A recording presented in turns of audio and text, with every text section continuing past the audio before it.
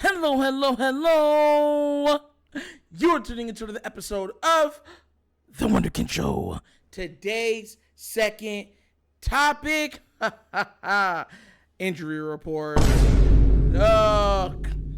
Guys, we have a lot of guys coming back from injury, and it's a very good thing for the Ravens moving forward. Look, we've been riddled with injury, and it has slowed us down in certain areas, and it has stopped us from gaining continuity in other areas, like the O-line, because people have been in and out and playing different sides and everything else on the O-line. When's the last time Ronnie Stanley has played 3 consecutive games? Think about it. 4 consecutive games. Think about it. 5 consecutive games with Tyler Lindenbaugh.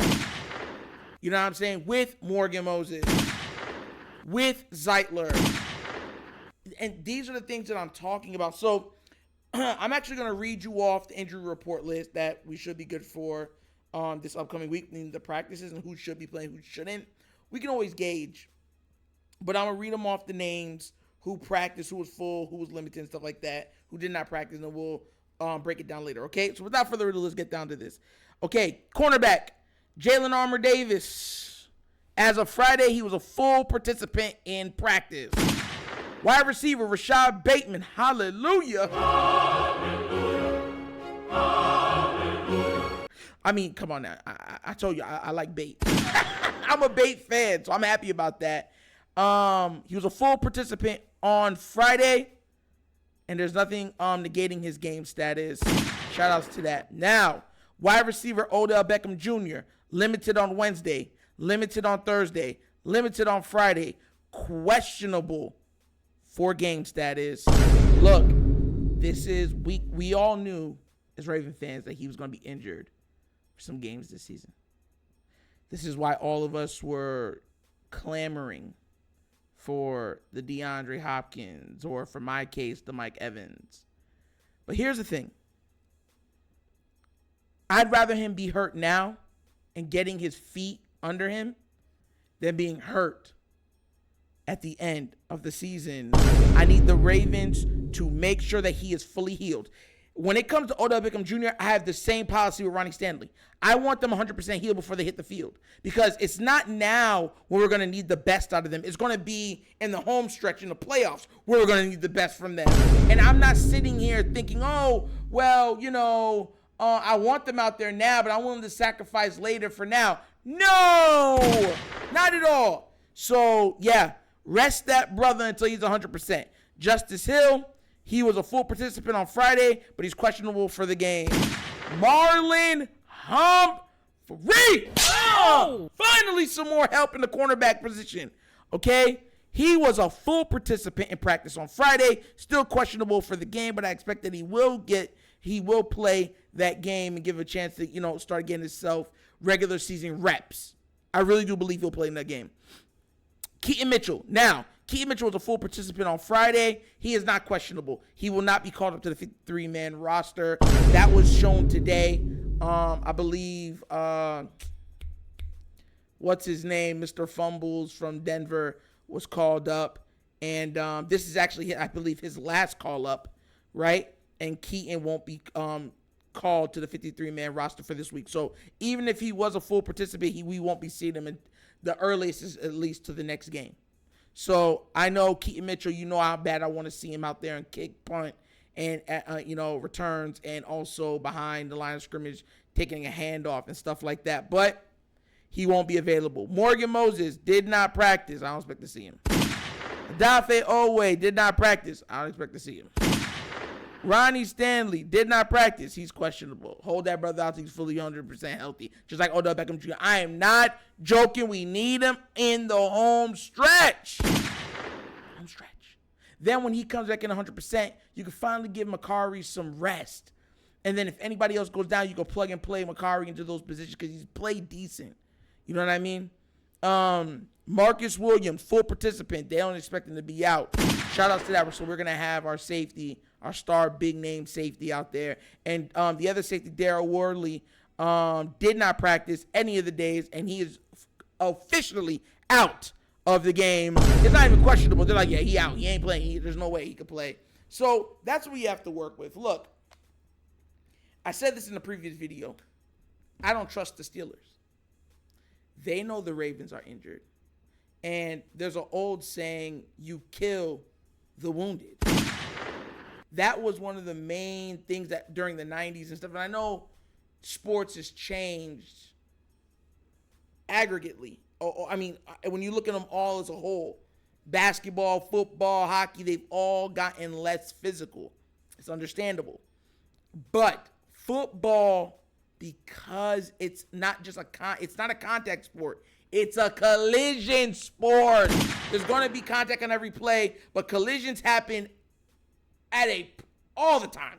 And it's like being in multiple car accidents. So it's bang bang plays happen, but the Steelers like to make sure that you can't return to the game. And they know that the Ravens want to come out of this game healthy. They know. That's the only Achilles heels I could think about that I feel like the Steelers will try to exploit. Because even if the Steelers can't beat us, they're like, well, if we can knock some guys out, maybe take them out for a couple games, so that they can lose some confidence, shake some stuff up, and then we can get them down the road. That's the way their team thinks. And I don't, listen, a lot of them are like, no, they don't think like that. Yes, they do. This is AFC North old school football. That's exactly how they feel. That's exactly how they think. That's exactly how they pertain to their business. And anybody acting like they don't is lying. You're a liar. Liar, liar, liar, pants on fire. Let me fix myself. And that's being real. That's being real. A lot of times people don't want to, you know what I'm saying, actually confront that. Like, oh, that's how they are. They've always been that way. That's the reason why in the previous video I said, Lamar, watch your legs. They'll be going after his ankles and twisting. If you saw, they're going to be doing all of that stuff. Going after their kneecaps from the side and stuff like that, trying to knock them out of games and stuff. That's what the Steelers do. The Steelers would rejoice if they lost, even if they lost the game, but they were able to knock 4 or 5 guys out of the game. They'd be like, oh, yeah, all right, we got them next time. Sometimes you got to soften them up. That's the way they think. So this is why I say, we can't take them lightly. We got to punch them in the mouth from early and then absolutely maul them down to the end of the game. That's what you have to do.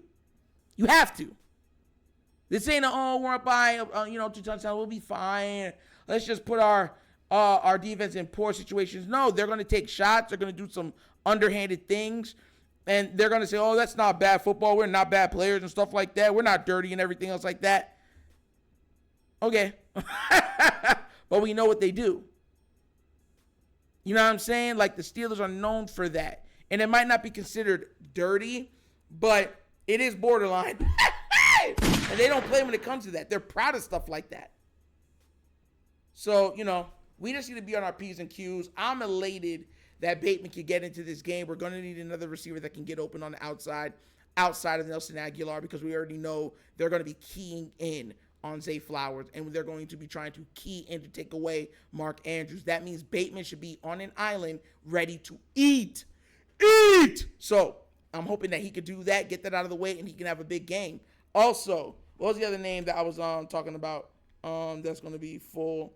Jalen Armour-Davis is another one. So is Justice Hill. Look, I don't expect Justice Hill to get a crazy amount of touches, but he's the speed back. We need some speed. I like Gus getting the bulk of the carries, but a change of pace back is Justice Hill. He's explosive. He can make big plays. Take one, a little 3-yard, 4-yard pass, hit a seam, turn it into 30 or 40 yards. We need explosive plays, and he can do that. So glad he's back. Glad Jalen Armour-Davis is back, because that brother needs as much reps as he can get. He needs as much. Before the playoffs start, Jalen Armour-Davis needs as much reps as possible. He has a high upside, a crap load of talent. They got to get his feet wet as much as possible at the beginning of the year where it won't hurt us. So he'll be ready when it comes down to the stretch, just in case, worst case scenario on circumstances. You know where I'm coming from?